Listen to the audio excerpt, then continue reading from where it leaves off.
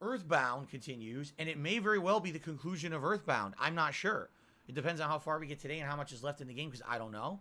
And then Friday night will be Friday Night Fights. Now, I must say this, and this is kind of sad to me, but I must say this. This Friday Night Fights must be good. And what I mean by that is we must get matches, because I'm not going to continue to do Capcom Fighting Collection coverage every week if this game has no people playing it. All right?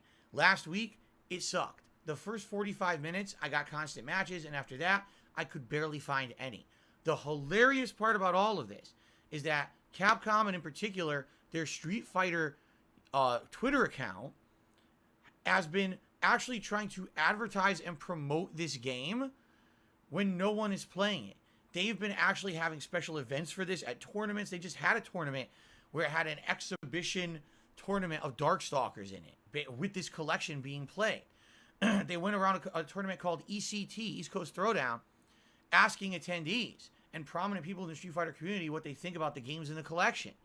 And it's like, this is all great, but how exactly does this get people to buy the collection and play it? You know what I'm saying? Like, I'm seeing them trying to advertise it on social media, and I'm like, do you realize that I'm one of the very few people who's still playing this collection? It's hilarious because they're doing a tournament for it, and none of the people who are playing in the tournament actually play the collection online. They're going to ECT and they're interviewing people from the Street Fighter community about it, but none of them play this game. It's like they're ignoring the reality that the Capcom Fighting Collection is dead. They're just ignoring it and pretending like it's not, which is not going to sell copies.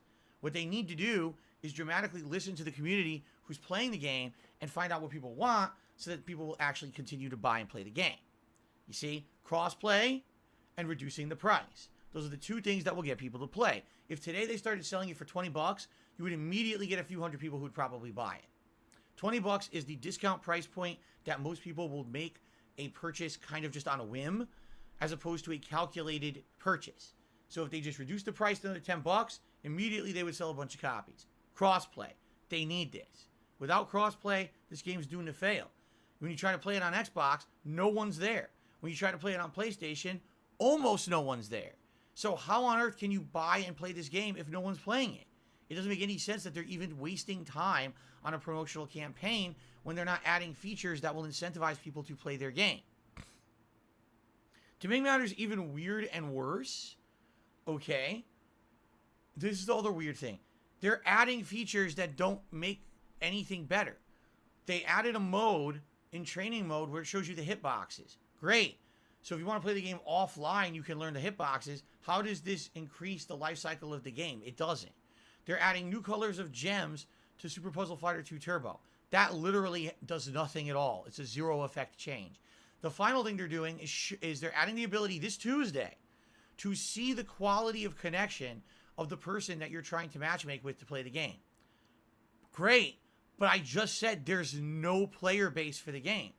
So why do I care if it shows me the connection level when I literally have no choice who I play because there's not enough people playing to begin with? You see what I'm saying? It seems to me like they started these changes months ago, hoping the game was going to be a big hit. The game's now a big flop, and they just continued to release it anyway. Why? The changes aren't even needed. They will not improve the game's quality or life cycle at all. The things that are needed are crossplay and a discounted price. So I've been trying my hardest. Every time the Street Fighter Twitter posts something up about this game, I'm just basically now responding. I'm saying this is my obligatory tweet. I just want to let you know I'm one of the few people who's still streaming this game on a weekly basis. I like the game. I want it to succeed, but it needs crossplay, and you have to drop the price because almost no one's playing it, all right? I'm doing my best to try to make this known to Street Fighter and Capcom, and I hope they're listening. I really do. I find it hilarious every time that they try to promote the game on Twitter. I'm the only prominent person playing video games that ever responds to them. Literally no one cares about this collection in the FGC. Their whole appeal, let's appeal to the FGC. It failed.